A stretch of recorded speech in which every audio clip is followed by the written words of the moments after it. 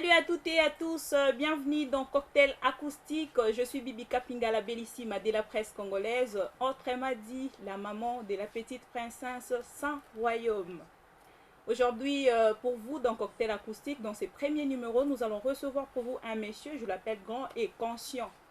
Pourquoi conscient? Parce que je lui trouve conscient pour être DJ. Bonsoir DJ Russell. Bonsoir Bibi Kapinga.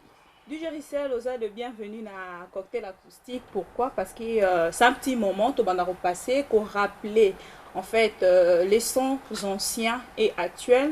C'est-à-dire, bino bat bobé taraba musique na ba boîte, bozan na litoi, ya royoka. Pe ya aussi la différence, ya oeza bien peu oeza malam. Oeza na ba son ebele, ba te belé ba réclamera ba lo bara deux fois, ba zalara étouffé en fait na ba boîte. Conditions zalara nini? Pour la boîte à mouton la boîte. En tout cas, merci. Merci à la famille RTG à Mobimba. Merci à Bibi pour inviter. Donc, condition de rater, na musa na biso to na condition te. Condition na biso zara sur ça le va bien et que le on est na minutage ya bien. En tout cas, condition na biso plus zara yangwan. Donc, exacte que il faut au foot à boyer, il faut à gauche, à droite. Ils ont la relation. En tout cas, je ne pense pas. Je ne pense pas. Pour ce mbongo, ils ont déjà dans la place, tout ça, là, déjà, foot à biso. Donc, tu robot, il y a peu, sogi, mouta, pesio, robot, il y a monté pour foot à mais, en tout cas, conditions à rater. Conditions à ça, boulot bien, minutage, ils ont bien, pas de problème. Question mon réel, on a juste avant, mais, on a PCO deux cartes, oyo. Dans la carte, il y a acoustique. Cocktail acoustique noir, na cocktail acoustique jaune. Merci. Parce que yo bandorope sanga la couleur oyo linginga na poser une question.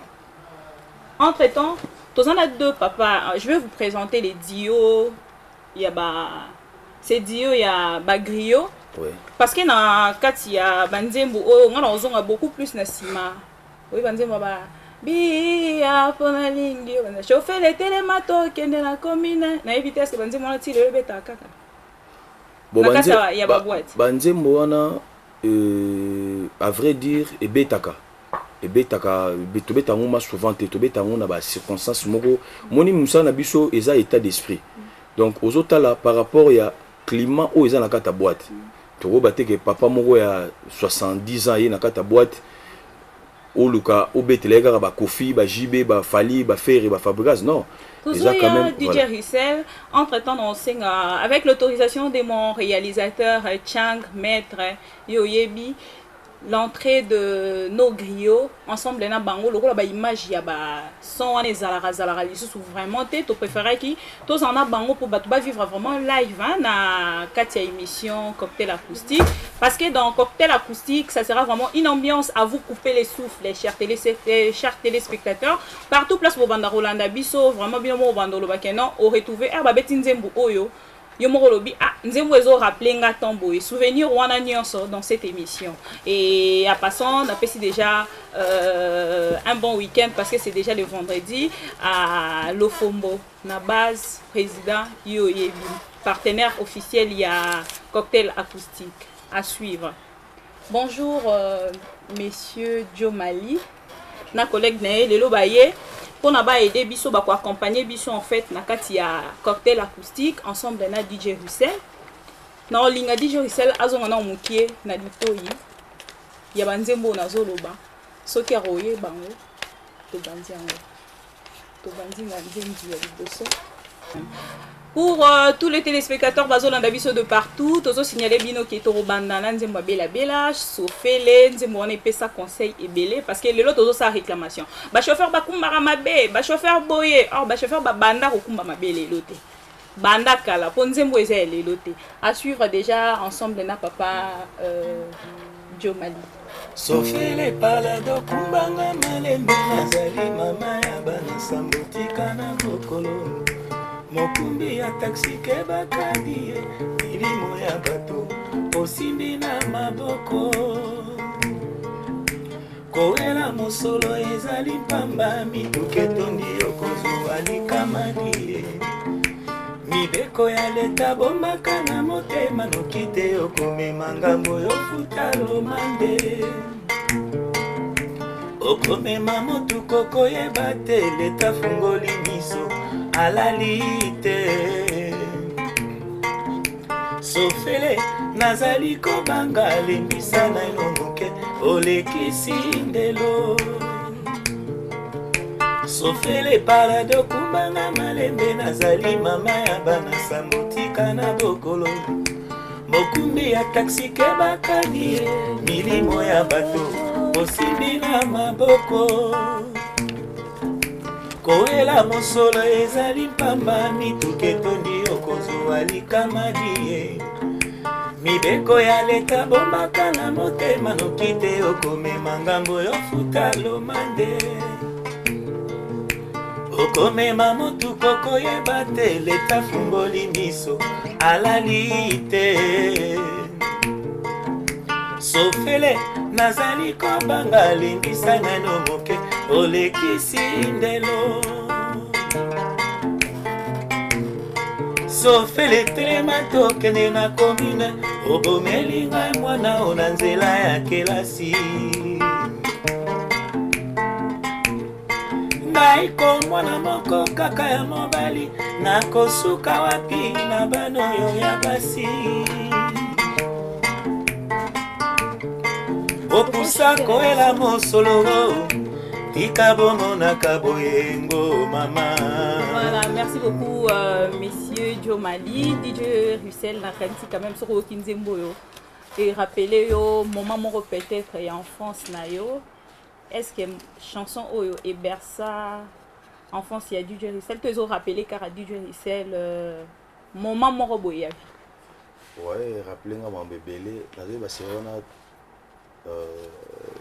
pour attendre la tenue de la victoire na masalanga Tony Coco donc il y a la chef de classe na biso quoi na ba KR ba chiki ba na chiki ba marala ba 12h na ba chauffeur moko boye a gogola ngai na niveau moko boye ozwa idée te donc chauffeur ngondo tamba tellement pressé vitesse na car donc yobi quand des abana classe ba 4 mois pressé na bimara boye donc tellement quand frein liboso na nga a gogola nga dona ba souvenir na tika na ngona na batwanzela ba chauffeur donc na bossa na ngote donc tara ba sira na zara na première secondaire donc na la petite première année na la ta pantalon na chic mais tala souvenir wana banda soki 1900 combien metti lelo na zara nango donc eza chanson moko eza conscientiser plus mingi batupé eza ko faire comprendre ba réalité ya banzela otokomi nango moni lelo ba chauffeur akoma wela rara awela mwengi na ye azo poussa ebite ke amemi batu na kataka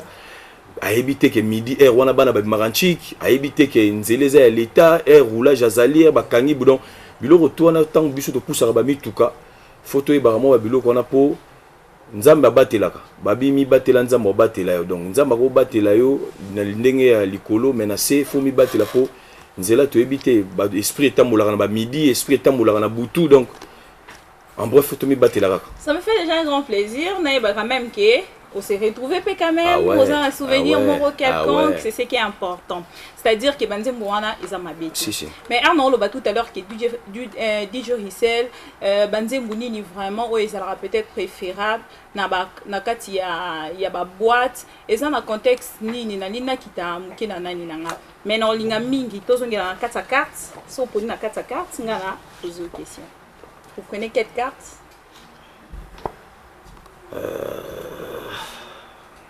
Orange.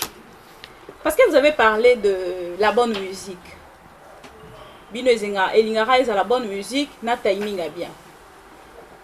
Oso penser ni pour la musique à Jean Goubal par exemple, Redi Amis. Bon, Ndetinga vraiment. Na kata boîte, na kenara boîte. Ouais. Bisogno stocké na boîte. Il est très absent, Redi Amis et Tchétché. Bazan mo ebele. Pour n'attendre ba kombola ba onye soto, on n'a pas assez de temps. Ndeti nako banda na banana Jean Goubal to Redi. C'est à toi de faire le choix. Bon, Ndeti Moutuneti Redi sur le but qui absence na kata ba boîte de nuit. Ndeti ngai n'était que DJ. En tout cas, absence na vraiment Ndeti nga. soko lobi na kibo moto na na musique na ye actuelle wazo beta là na rose un peu d'accord mais Redi na kata boîte en tout cas les soko beta 5 morceaux à Redi bato bazara na piste. Mais il y a une question beaucoup plus bobeta par rapport il y a succès ou bobeta par rapport il y a actualité. Mbongo amitié. Te. Mbongo te amitié te succès te ezala na bato bana moni musique na biso lelo bato bazo comprendre te moi na ozonga na question na mais moi lelo bato mi baloba ba DJ ba bomi musique à Congo ba DJ ba sali te eza biso te omoni lelo to ba na Congo ba musicien bango moko bazana na koyoka na ti pour preuve que to lelo biso to loba yango ba DJ to loba yango même fois mais ba réalité comme et comme ma biso tout droit na makambo biso to loba so poso tali lelo ozomona lelo moto boya kufi moto ayate moto lelo boya za na rankina moto boya soki azala likambu ba ya otala ete eza entre bango non bazo kana te so to bi côté musique na bango ezaka kana zo na question ezaka pour na succès te parce que so to bi succès na ko peso exemple ndeti moto ndeti Koffi Olomide. Non, selon le succès parce que tout le monde a que musique est extérieure et influencé musique interne. Mais c'est ça, yango na lobby, ce qui est influencé musique na biso parce que baza unité. Ozomona lelo to mona na mboka mo boy tam su Jay-Z a sali featuring na Chris Brown.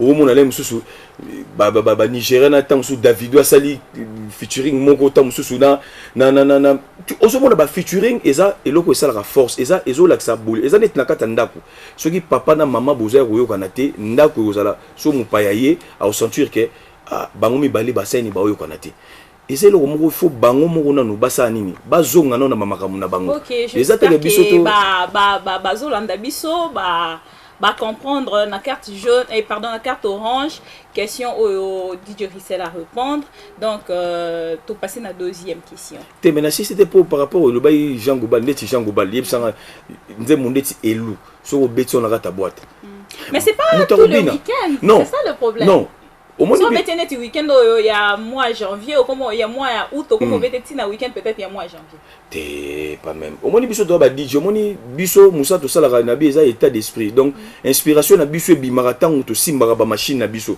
ozo comprendre mutu muso ko bon to binisa bat na babot ndeni mutu asengi yo nzembo te mais to kotaka na kati ya mitema ya bato zo kota na kati ya sentiment mutu biki donc so na balancer loko et ça la mutu ma couleur na robeta Jean Goubal ya liboso na so na beti sous deuxième Jean Goubal na bike et okanga piste c'est ça exactement pour boso to big ba pesa so mon so to big ba mise nyonso ba Congo ba pesa biso ba mbongo mais ba mona bazana ba beta concert pour ba vivre parce que mbongo ngo ba rejoindre ba pesa biso ba DJ dis-moi.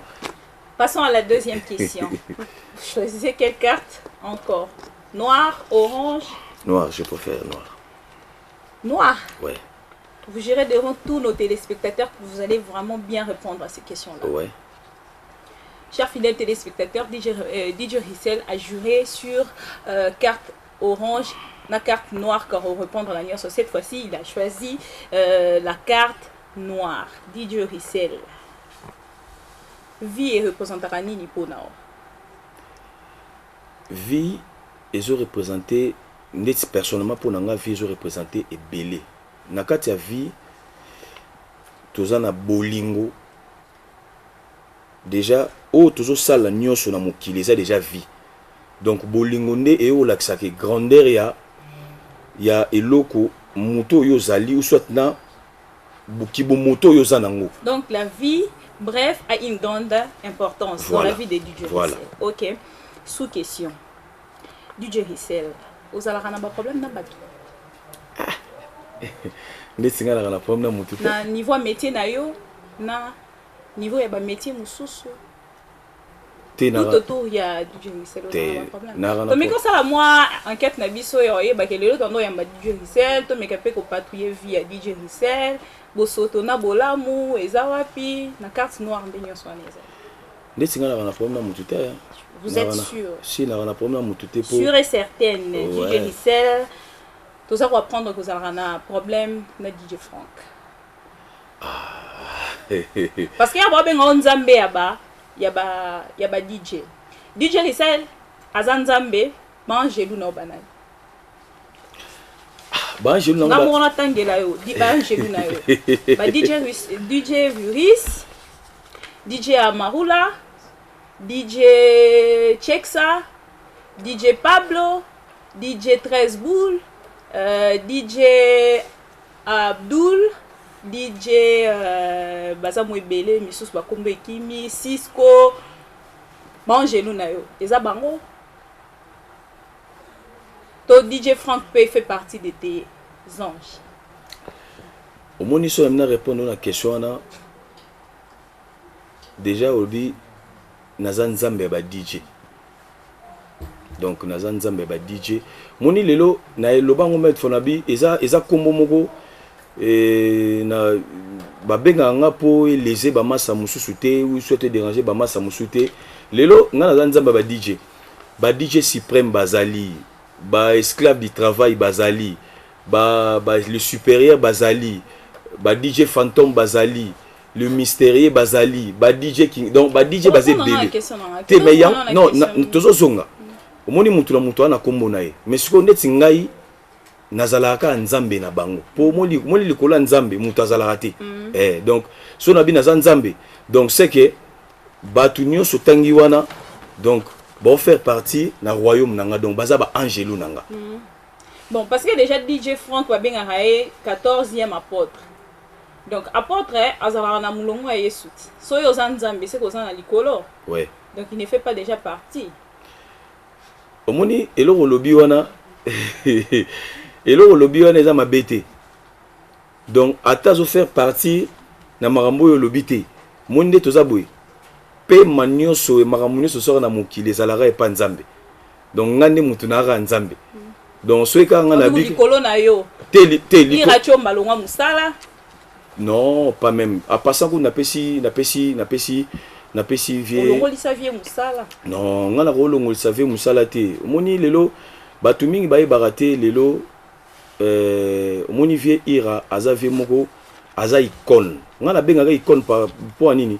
Omoni lelo partout et comment ta bateau bana Europe Amérique Asie et comment les choses na gérant na yo azandeti ya comment deti marque déposer moroboy ira chomba donc ça ata mutaki na komone o papi choma yimba ta glodi dukulu o monaka muto so aza gérant o monaka ira chomba aza vie moko asali trop na ba métier na biso ba boulot na biso ba boîte ngai na ro longise boulot te aza vie moko asalaka musala na disons tant au bout na question pour tant muso batumi ba comprendre te.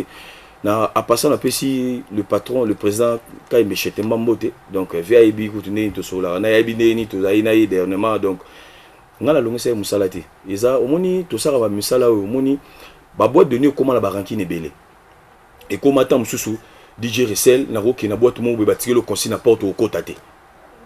C'est-à-dire chez Tembo Kota raté. Te netinga vrai lelo na biango na télé parce que ça fait au moins papicho et ça va combien 3 ans 4 ans 4 ans on a quoi acheté maté. C'est que vous avez un problème. Bref. Non. Réponse est derrière.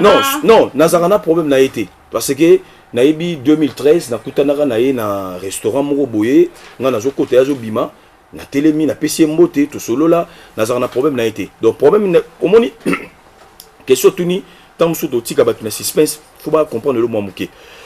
Ezara jour mo na kenara chez Temba. Nakei quand même naza quand même collègue naigota la quand même collègue nanga Franck na koti na kata boîte bon moni biso ba DJ to raye mona ba partie na biso mutasala partie na ye kutaye to inda kuta na musala te na musala kutaye tangu na ye na kata boîte bon naza collègue na roya bon neka ezalaka nous saluons la présence ça fait du bien eza eloko mo toujours partager eloko mo boui bon ye po na ye abane ko mona ko sala ngo pa na ye ezaki kilo bon na épée na fandé na ba massa na papi chumayembo na si je sais que tu peux les témoins na maman na oloba non na si 2 minutes kaka 30 secondes na éclaircir on peut mon na lobby boyke tamsu ira chomba longa musala ba obule ke DJ resté on a carte noire ngate ya on a bi carte noire donc na yaki quand même na bando na ba master to bando mela moi whisky ka ndenge zalaka venanga moi na carte boîte bon ça va na bi quand même par respect non frier na offrir normalement na kata boîte ndenge za reçu bibika pinga someli godé le fomo champagne il faut pas annoncer bibika pinga offre une bouteille de champagne à godé le fomo toro le sango inaperçu té donc nga na somba ki bouteille ya champagne bon na ndenge na ya mona ke akoye ko annoncer ngote ke atanga kombo nanga yo ça na problème te donc ye mutu azana voilà akina na ndenge problème bon tango ekomi ke sikoyo première bouteille deuxième troisième que cinquième bouteille donc pour na ye a créer un problème c'est comme si on dirait le col na bano solana ira muta créer qui problème wana kendeti ba pesanga champagne pour ba humilier bref ya zongo na bandenge na bon après wana na zoka pété en kutana PDG chez Temba na solo la rana na expliquer que mamndenge zalaka bon et les cas nango donc voilà vraiment batioso ba pesi sur ba question carte noire DJ Gisèle a lobby il vraiment nzamba ba DJ azala na problème na mutu voilà baza ba angelu nanga bato le sotanga na baza ba ange nanga yi baza ba angelu nanga donc angelo rosa la nzamba rosa la jamais na problème na ba angelu vraiment merci donc beaucoup et parce que DJ Frank ne fait pas partie de tes anges. Donc, ils ont vraiment problème. Na Congo, non. Moni soko lobby, moni mutono soza na combo ya DJ. Soko lobby Messi Kingani. Donc sobi Messi Kingani wana azana bisote. Mais soko bandika combo ya DJ. Kofi Olomide pe ba benge DJ Mopao. Te ndeti vera mbo aya akutanga déjà. Ponga na nzaba ba DJ. Donc omoni vera mbo ava DJ Quadra omoni vera ava zo komona DJ Quadra VP non pas autorisation mais il t'a vera mais azoki quand même temps ya refan sa biso ba DJ ensemble avec monsieur Joe Mali nous allons vous bercer par cette chanson na éviter ce qui ko rappelé nini to sengi nzembu ya Monano Pepe Kale. Alors, toujours rappeler les téléspectateurs Nios au Bolanda Biso qui n'attend un moment où tu vas passer une demi-heure. Na katia ba heure wana ne to bana ko savourer en fait des bons moments. Il y a époque où il est cas na oyo il y a lelo et on a dans le baki. Dans cette émission, nous allons commencer à faire tous les rendez-vous. Dans tous les rendez-vous, nous allons commencer à faire l'addition des sons anciens et actuels. Voilà tout l'équipe à mon âme. Et dans cette chanson, nous retrouvons messieurs Lofombo. Lofombo, on a évité ce que nous avons rappelé, Nini, Aza parmi Banaya Pepe Kale, Yatenakaye, l'héritière. L'héritière de Pepe Kale, artistiquement parlant. Parce que bino bo commentaire à ma BR non lo ba après bino boroya bolobio non bibia benye fils héritier ya Pepe Kale c'est héritier azana moi ba bilo homo be photo landela été artistiquement parlant. Namoni lokola ndoto maswa matikili bongo natuni pena bande ko bangai bayebisi ngai totiki kini malebo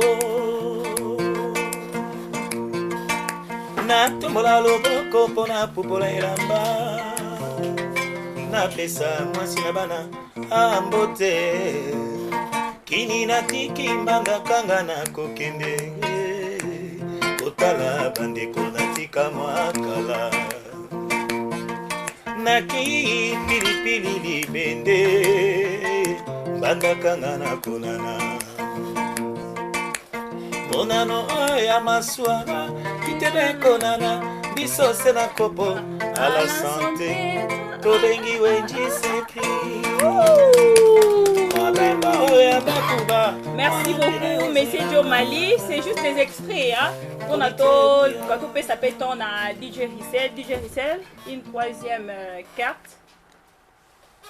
Vous préférez quelle carte?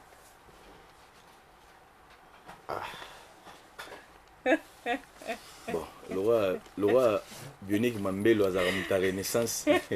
Na préféré la fibre orange. Fibre la fibre, ba la fibre nyonso bozo la biso. Na dédié bino vraiment nzembu oyo, ya Monano, ya Pepe Kale et je sais que le monsieur qu'on appelle Dems, hein, fun vraiment Dems lourd. Il y a eu un Moana, cocktail acoustique. Ils ont continué toujours comme ça l'addition et basson ensemble avec DJ Russell. DJ Russell, DJ a une importance ni na la société. DJ a une importance et belle, surtout na musala ou tout ça la raoyo. Ils ont toujours contribué trop na santé à bateau, na ba fête na bateau, na ba cérémonie belle, les lots sur ça les lots comme DJ Azate donc toujours représenter l'image de ma casse na mboka na biso et surtout na musala na biso. Je vous trouve très conscient pour être DJ Russell. Oui. Je vous trouve très conscient pour être DJ. Pour tout le monde, DJ, le lot, moi boucle d'oreille, moi taille basse, moi catch, moi nini, tout ça, mais la mouni, on vraiment très correct. À dater d'aujourd'hui, DJ Russell, comme il est DJ le plus conscient de la RDC après Nzambe. Voilà. DJ Russell, comment vraiment la Moissouka, il y a émission la Bissol Lelo. Est-ce que tu auras toujours le bienvenu dans l'équipe Mobima Cocktail Acoustique, dans la boîte après émission Lelo? Ouais, pas de problème, pourquoi pas. Donc, il y a boulot na biso. Tu mets la musala on te jupe expérience et belé surtout na ba musala donc les ambala liboso te na leka. Na bi ke mbala liboso da lelo, mais na bi ke invitation so ke na roya toujours pour répondre à ba question ou ba to ba retourna yo. Donc pas de problème na roya. Donc équipe Mobimba, il y a acoustique, cocktail acoustique, donc 155, plus sur les DJ Russell à Salaga. Ils ont palais, ils ont pes nazali. Tu comprends presque un souk à DJ Russell, votre succès au place en place Nîmes. Tu sais, moi, analyse, il y a succès fou, succès flash, succès stable, succès fou, c'est-à-dire au sali succès, au fond, au commis patron, si le bit au moni au taxi. Deuxième succès flash, ils appellent comme bleu moi bon. Troisième, ils stable au série trouvé quoi dans Moussala. Yo sélectionné. Netinga vraiment Moussala ou et tianga na stabilité mon rose idété. Donc c'est un métier non. Donc ouais. Donc pour vous. Oui, pour moi. Okay. Lelo lobby nazala qui Russell, Lelo na Moussala nanga nazala DJ Russell. Na voyagé ba mboke belé.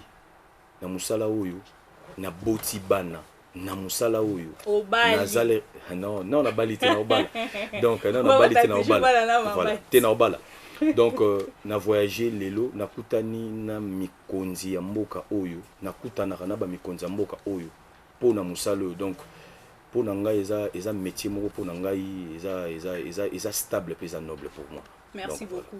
Alors DJ Russell, avant de conclure l'émission Nabiso Kalate Tozo Kokata, j'aimerais dédier cette chanson à Batunio Sobazola Nabiso, Pamela Moza, ma coiffeuse, puis Mich Mima, Menatie Nalini Bolanda, Nzembo Oyo Régie, et proposé Bino Yagodé Lofomo, notre partenaire officiel, et on se retrouve tout juste après pour la suite de notre émission et la conclusion.